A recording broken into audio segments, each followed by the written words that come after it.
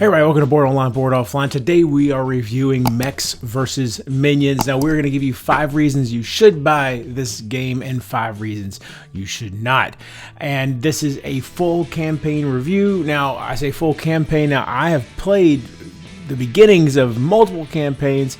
You know, I've played 33 different sessions of Mechs vs Minions. So lots of play time with this, especially on the earlier stages, all the way up through like chapter 5 or so has gotten multiple plays, and then I finally just buckled down and beat the campaign with the group.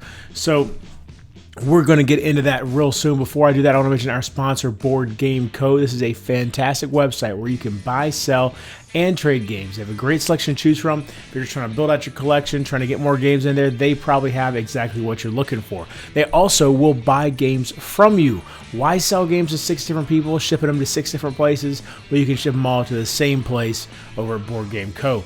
And then you can trade with them as well. If you have a Board Game Geek username and you built a trade list over on Board Game Geek, you then can take that username, drop it into Board Game Co. They will compare your trade list with their stock and build out a custom trade list right there on your website. Makes it very easy to facilitate a trade. I strongly recommend it. Board Game Co. makes it easy to buy, sell, and trade your way into a better collection.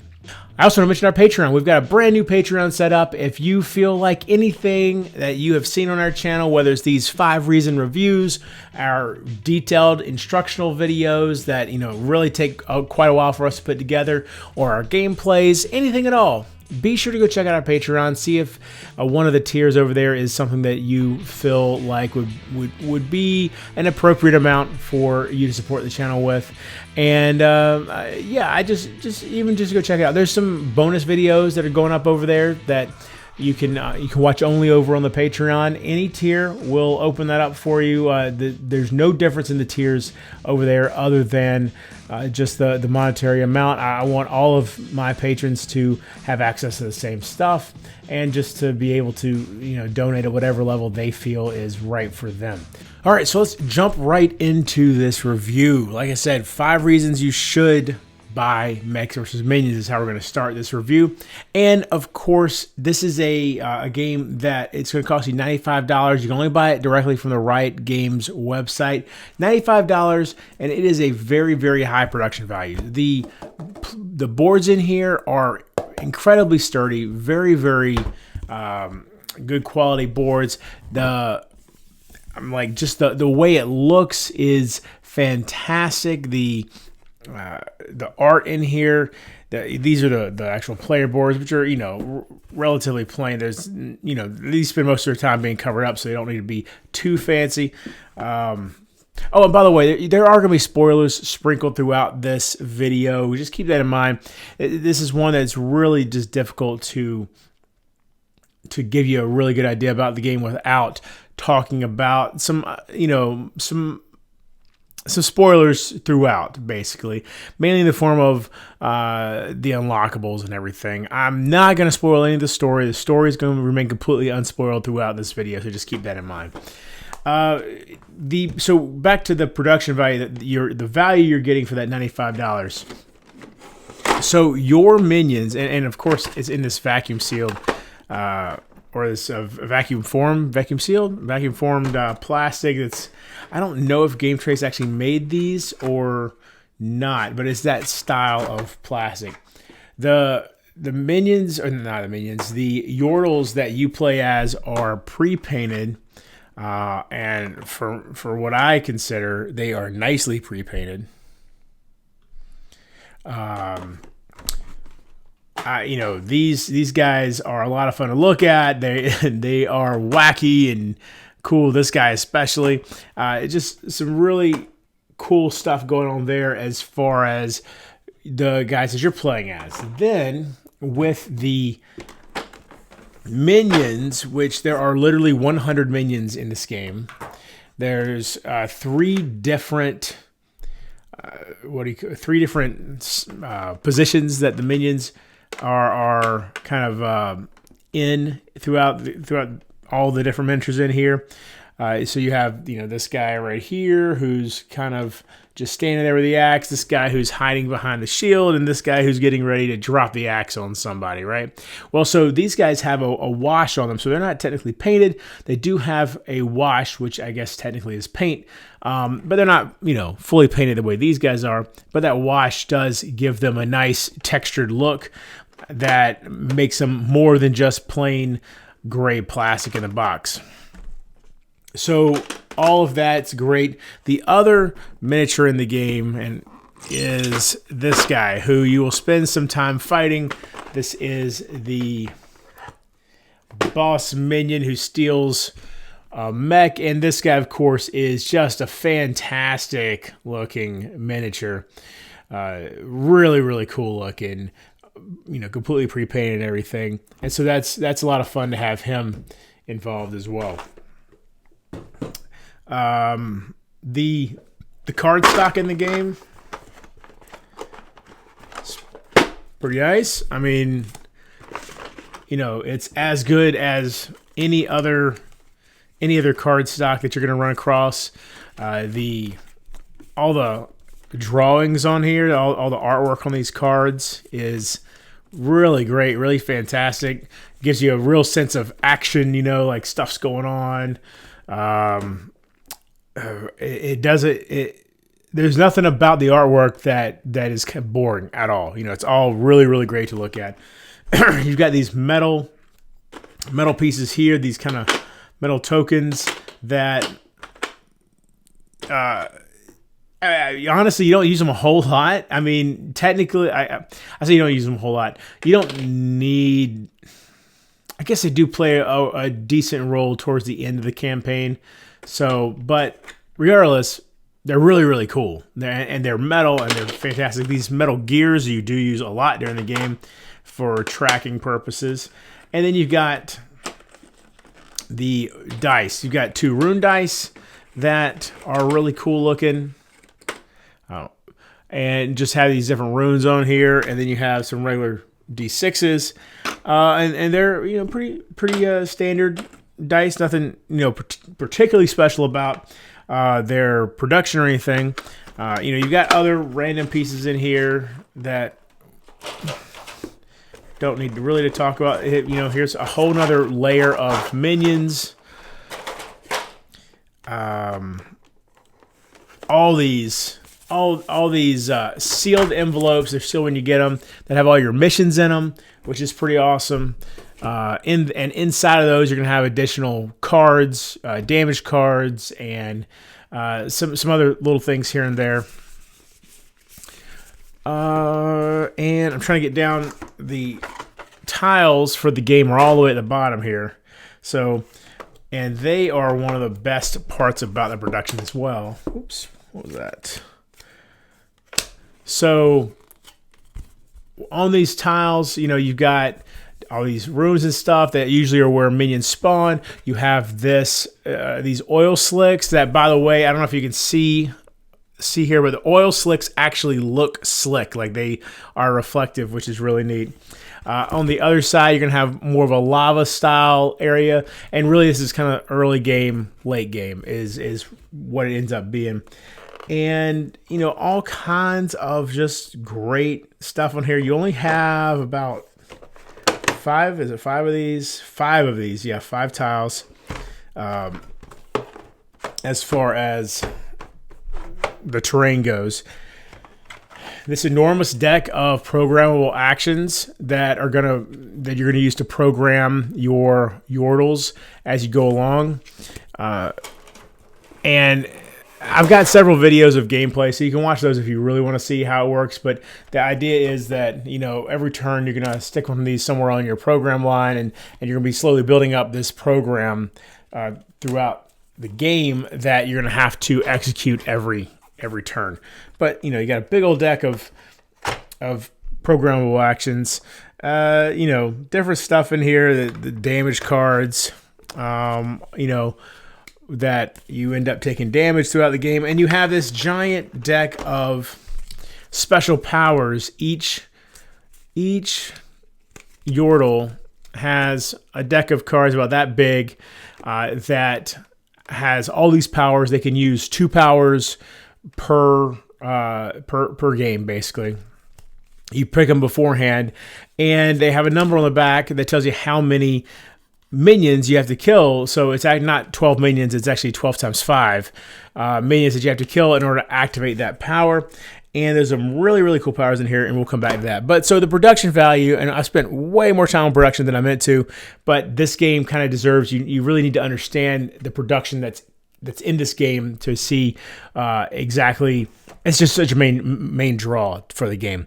So then with the campaign, it brings out mostly every single chapter brings something really new in terms of gameplay with the way these tiles are going to be set up. Maybe they're going to be set up there's going to be 4 tiles in a square and everything happens there. Maybe it's going to be 5 tiles in a straight line and you're basically almost racing from one end to the other, trying to, beat whatever to the other end. Maybe the minions are coming towards you and they're trying to get off the edge of the board, and so you're having to make sure not only that you're getting to the end of the board, but you're killing the minions and not letting them pass you, because if they get past you, they're going to go off the other side of the board and you're going to lose. So lots of different stuff in terms of what's unlocked in the chapters and the campaign. The story is fine. The story's fine, but I mean, really, what really draws you in is just the different objectives from chapter to chapter. Because by the end of the campaign, we weren't really paying that much attention to the story. It was more, okay, what is our objective this time? What's our loss condition this time? Okay, how can we achieve that without this other thing happening? Every single chapter you get new powers, these special powers that I was talking about. So that's something to look forward to. You also, I think every single chapter, or almost every single chapter, you get new damage cards that get shoveled into the damage deck. So lots of different stuff being added to the game for every chapter. The main thing that's added, though, I would say the main thing that you look forward to every time is, what are we going to be doing in this chapter, and what is my new special ability that I can use for my character this chapter. The number 3 reason I would say is that the damage mechanism means that there's no player elimination, because the way the damage works is there's basically a couple different types of damage cards. So certain ones will actually be slotted onto your track here and cover up whatever you've programmed there. Those are super annoying. I mean, and for the most part, in a good way when you're playing the game. And there's ways to deal with that, the ways to repair those. But they're going to cause you some problems for sure. Other than that, let's see. We've got some damage types where it's like a one-off thing, right? So this one rearranges, like takes slot 1 and slot 2 and flips them, and then you just discard it afterwards. So it's not like it keeps doing stuff to you. And I'm pretty sure there's one other type in here. This one. So this one is a permanent effect. It sticks with you. You have to end up repairing it, but it doesn't go on the command line. So this one just makes it so you're not, when you're killing minions, you're not counting up towards this number that you need to unlock your special abilities. So, but because of that, because you keep taking damage and there's no way for your minion, for your Yordle to die, you're in the game. There's no player elimination. The loss condition is just whatever the loss condition is for that scenario. It's not, players dying, and so now everybody dies, which is good because you can get swarmed pretty heavy by minions on occasion, and being able to just absorb this damage, and I mean, you're going to be completely ineffective as a player if you don't repair the damage. So it does effectively take you out of the game, but you're never really having difficulty finding ways to repair. Every now and then you don't draw the right cards, but for the most part you're able to repair every turn if you really need to. So the number 4 is the way when you're programming. So when you're programming, you can see this is a lightning bolt symbol here. So if you put this down on the board, it's a level 1, and in this case chain lightning, level 1 chain lightning, and that's pretty good. You know, it's going to kill some minions. If you place it on top of another lightning bolt card like that, now you've got level 2 chain lightning, which is pretty neat, and it is definitely going to be more effective. But if you place it down so that you have stacked 3 lightning bolt symbols like this, now you got level 3 chain lightning, and that is a really cool effect. And every single effect in here is like that. The level 3 flame spitter versus the level 1 flame spitter is so much better. Level 3, you know, let's see, what's one of my favorites? Oh my gosh, the level 3 fuel tank is where basically you've set yourself up with a shield where if a minion hits you, instead of taking damage, you can blow up this entire program, and it takes out every single minion within 3 spaces of where you're at. Like basically you almost set off a nuke. It's pretty amazing.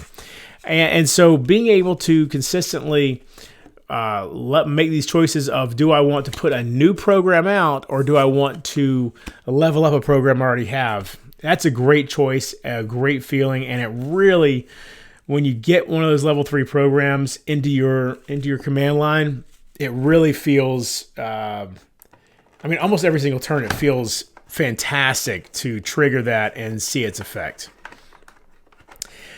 And then number 5, it is super simple to resolve enemy turns. You know, in a lot of games where it's a cooperative game where you're playing against a massive amount of enemies, you can get bogged down in the AI, bogged down in the enemy turns, trying to resolve everything.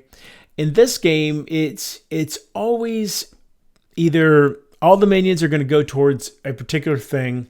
You know, sometimes you're dragging this bomb around the map, and so the minions are all going to go towards that bomb. Other times, it's as simple as rolling the rune die, and you have this rune compass that's always out. And so a lot of times it's just you roll the rune die, and whichever direction, whichever color comes up on the rune die, all the minions move in that direction. So there's never a whole lot of problems figuring out what to do with the enemy in terms of its AI. And then the boss minion has its own command line, and it's placing cards in this command line. But even that, while slightly more complex than the minion AI, is still incredibly easy. You draw 2 cards, and then you pick which one you want to put down. It's that simple. And then you execute. And so there's never do we feel like, well, what do we do now with the enemy AI? And obviously in a lot of games, there is some of that confusion, some of that, you know, want to make sure you're getting the rules just right. And I never felt like that was really a problem or question here with the enemies in Mechs vs Minions. All right, so now moving on to 5 reasons you shouldn't buy Mechs vs Minions. So, just speaking about how the minion AI, the enemy AI, is fairly simple. Well, the fact is that the enemy AI is so simple that often what they have done is rely completely on luck for how the minions and even the boss minion is going to act. So, for instance, like I said, in certain levels, you'll have like this bomb, and the minions will be all basically trying to swarm the bomb. Well, that feels pretty fine. Like I didn't have any problems with those levels. It felt like the minions knew what they were trying to do, and it made sense. However, in a lot of levels, and it seems like this started happening more and more towards the end of the game, towards the end chapters, the minions moved entirely based on a die roll. And like I said, the die roll was always related directly to this rune compass.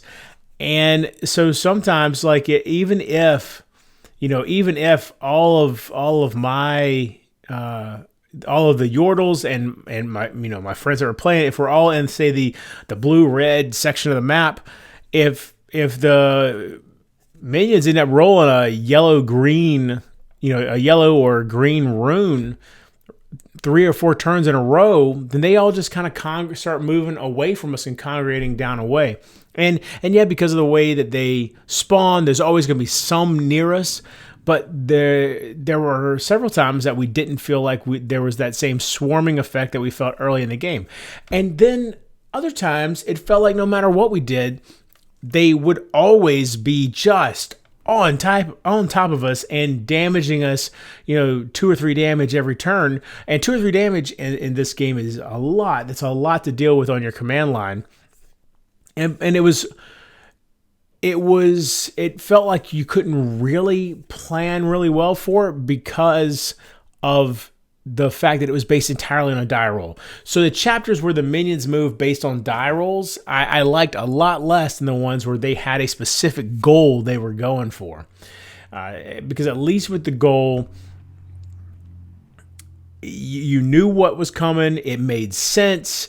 They felt like they had some drive, some intelligence. And in the ones where it was just the die roll, it really felt like the minions were just chickens with their heads cut off, running around, freaking out, having no idea what in the world they were doing, just running all over the place. And I didn't like that. And so the desire to keep that movement simple, the resolution of the AI turn simple, I feel like maybe there should have been a little bit more complexity put in there, or a little bit more guidance to how the minions should move put in there, just so you didn't end up with that kind of all over the place mentality that the minions had. Like I said, especially towards some of the end chapters of the game. Then, speaking of the end chapters, the difficulty increases at the end of the game because it definitely felt like there was a ramp up of difficulty after, I would say, chapter 8 and 10 especially. But as the game went along, it kept getting progressively harder. We had some difficulty with 8 and some difficulty with 10. And all that difficulty felt like it came in the form of luck. It felt like rather than focusing on really making the game more skill-based and increasing the difficulty through that skill, the execution of the skill, they relied on just pouring more minions in and more luck-based issues to increase the difficulty in those final chapters of the game.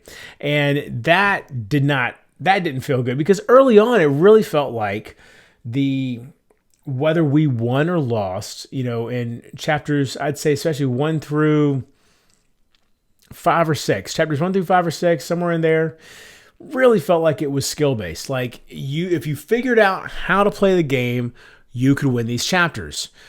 Whereas, then we get into chapter 8 and there is one particular game mechanic where you're dealing with these the rune gates and opening them and closing them, and there's definitely some skill involved there. But there was also a bunch of it, just like the corridors were much smaller, and there was just a ton of minions pouring through.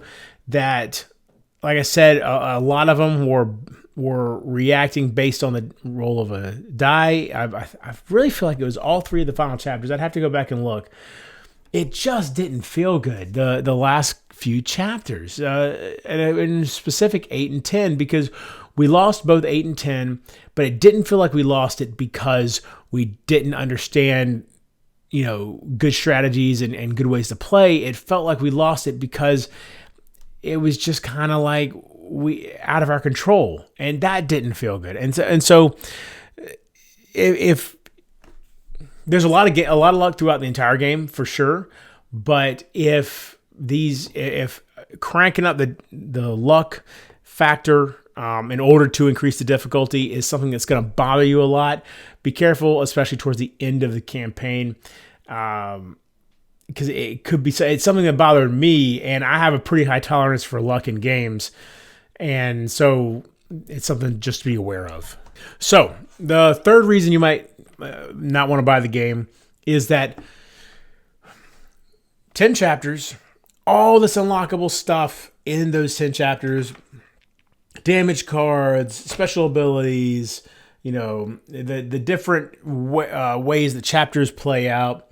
And throughout that entire time, these program cards, this deck of program cards remains unchanged.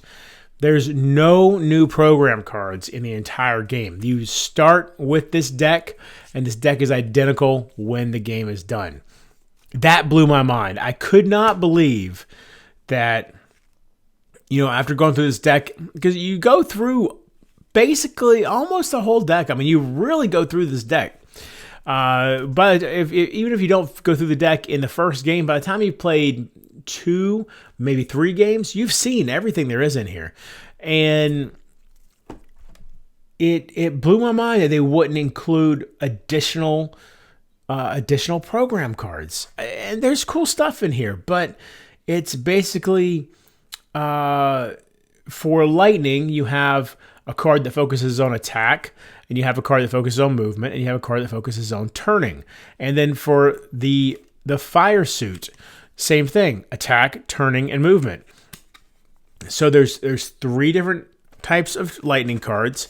There's 3 different types of fire cards. There's 3 different types of the mechanical cards, and there's 3 different types of the computer chip. I forget, data card, whatever that suit's called. And that's it. That's it for the whole game. I really, really would have liked to see, because this is where all of your movement and attack and turning comes from. And you spend a lot of time looking at these cards, a lot of time working with these cards. It really feels like this would be a spot, more so than the damage cards. Definitely more so than damage. I mean, it was fun getting new damage cards. There's some cool damage cards that get unlocked. But I would really like to have seen the Yordles, the mechs, upgrading what they were capable of. And it's just not in here. There's you have whatever you have at the beginning of the game. That's what you got the whole game. And that was a real disappointment for me. I really wanted to see some new programs unlocked, some new a new suit maybe. That would have been really cool. So instead of 4 suits, have a 5th suit that you can add in there. Or alternatively, maybe each suit, like the fire suit gets an additional style of attack, or, and then the lightning suit gets an additional style of movement, or, something along those lines. But there's nothing like that. It's the same deck the whole game, and that was really disappointing to see that, you're going to be stuck working with this same set of program cards for the entire 10 chapter campaign. And then with the powers, there's so many cool powers in here, and every minion has at the very bottom of the board an overdrive ability down here, right? And so this one comes from unlocking 15 times 5 dead minions. So you kill whatever 15 times 5 is. Math is hard. Whatever 15 times 5 is, you kill that many minions and you unlock that ability. So, or with this one, the Mega Inferno Bomb, kill 12 times 5 minions and you get this ability. Throughout the whole campaign, I don't think we unlocked Overdrive a single time. Not one single time, which is really shocking that it would be that difficult. I'm not saying that needs to be unlocked every mission, but I mean, we killed a bunch of minions, and if we did unlock Overdrive, it was like at the very end of a mission and nobody got to use it. It seems like something, maybe it's set too high, maybe 15 is too high, or maybe, I don't know, because there's always a ton of minions on the board, it feels like. So I don't know how, what could have been done so that you're able to use that power, but to have that power sitting there for us never to get to use it. And some of the higher numbers, like this 12, the Mega Inferno Bomb. Let's see if here's a 10. Probably got to 10 a couple times. 14. That's another one. I'm pretty positive hyper carry for Tristana never got triggered. And in fact, probably the guy that was using Tristana probably didn't bring this power into the game because of the unlikelihood of getting to 14 gears. So there's the promise of these really cool, amazing abilities, and then you just never get them unlocked. You never kill enough minions to get to them, and that's super, super frustrating. That to me is like to have this in here, and sure, maybe we just aren't. But I don't know what else we could have done, because it wasn't like we were having trouble killing minions. You know, minions are super easy to kill. That's never a problem in the game. It's a matter of killing enough of them, you know, and that having these powers in front of you and seeing what abilities they could do, or, you know, what the ability is and how cool it would be to see it happen, and then it never does, is really, really frustrating. And finally, you know, in later missions, oftentimes because of the way the map was laid out and how you would kind of get stuck in these corridors and all this kind of stuff, you would end up taking so much damage that we spent a lot of times, it felt like more time repairing the damage on our board, because the way you repair damage is every turn you're going to be drafting program cards, and the fire program cards and the mechanical program cards, metal, whatever it is, those can be used to repair damage, and by discarding them, right? So you don't get to program into your line. And so it felt like we spent sometimes more time repairing than programming, and so our programs never really got moving exactly the way we wanted them to, because we were dealing with all this damage coming in, and that didn't feel great. I mean, come on, you know, like the majority of the fun in the game comes from the programming, and especially when that damage is coming in ways that, like I said, towards the end of the game, felt like it was all just luck, whether or not we were taking damage, because we couldn't tell where the minions were going to go. It wasn't like they had any clear objective. They were just randomly running into us.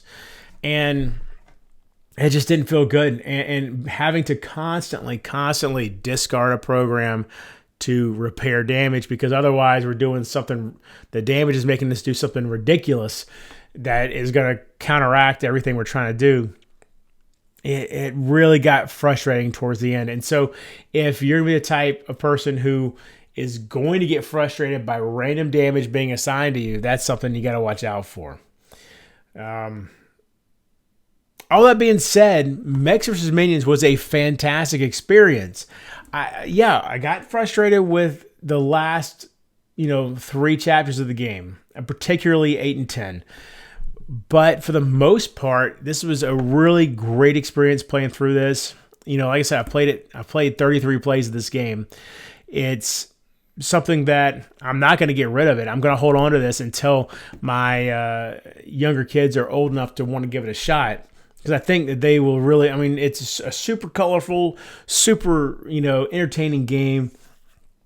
And every chapter has an easy mode, so that is something to consider. We didn't play on easy mode, but every chapter does have an easy mode that, if the difficulty is a little bit too much, you can just turn it down a little bit with that easy mode. So that's something to keep in mind. But this is one that I definitely have enjoyed and will be keeping in my collection, and I hope this gave you some ideas as to whether or not you'd want to pick it up. $95 for this production. Just the production alone makes $95 worth it, and I do think that there is a solid game in here. Just be aware of that luck. Be aware of that luck. That luck stuff is what's going to make or break your experience. So hope you enjoyed this video. Thank you for watching it. Be sure to subscribe to the channel. Give us a thumbs up. Go check out our Patreon. If anything we do over here with this or our instructional videos is something that you feel has any monetary value to you, please please go check out our Patreon and see what we've got going on over there. And until next time, if you're bored online, bored offline.